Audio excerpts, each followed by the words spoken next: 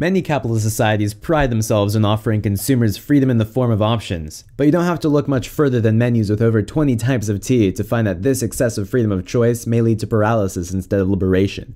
The more choices you have, the less satisfied you'll be after you've made a decision. This phenomenon is what American psychologist Barry Schwartz calls the paradox of choice, and it can be boiled down into 4 main ideas: paralysis, opportunity cost, escalation of expectations, and self-blame, each of which we'll explore in this case study of boba menus. The first stage is analysis paralysis, and it happens when someone gets so lost in evaluating their options that their brain freezes up instead of making a decision. Just take a look at this example of what not to do. With 239 different options on this menu, of course the customer gets frustrated and walks away rather than buying anything.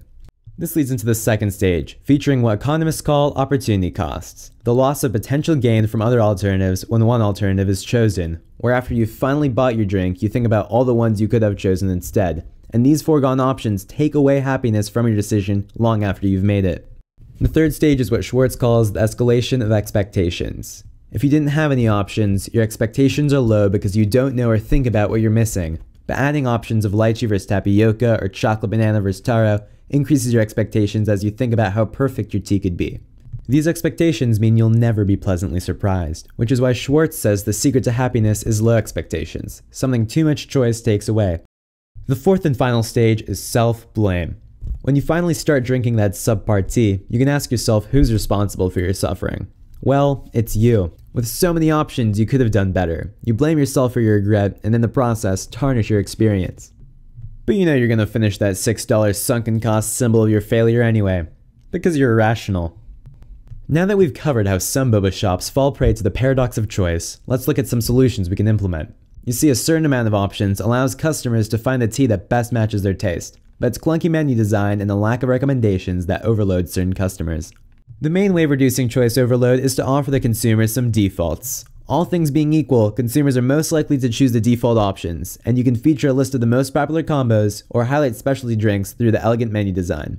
Just take a look at how teaspoons, pictures, and descriptions make you crave and buy their 12 premium drinks. Better yet, offer free samples of 2 different drinks of the day, giving the patron a safe choice along with something to enjoy while they wait. And if these nudges aren't enough, the easiest way to relieve your burden of decision making is by putting it on someone else, asking a friend or the cashier for a recommendation. Take or leave these suggestions, the best way to combat the paradox of choice is to take a page out of Voltaire's book and realize that perfect is the enemy of good. While optimization has its place in some of your choices, when the stakes are low, I just try what catches your eye, saving your time and sanity for the decisions that matter most to you.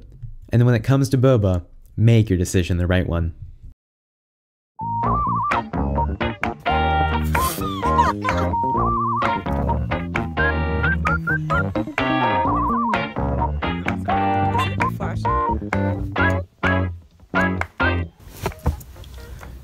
Thank you so much for checking out my first video essay. If you want to see the TED Talk by Barry Schwartz that inspired it all, click right there. And you can also buy his 2004 book that made this topic popular. If you thought everything was complete hogwash, PBS did a wonderful nuanced critique of it right here, and I would encourage you to subscribe to see any more video essays coming down the pipeline. Thank you so much and have a wonderful day.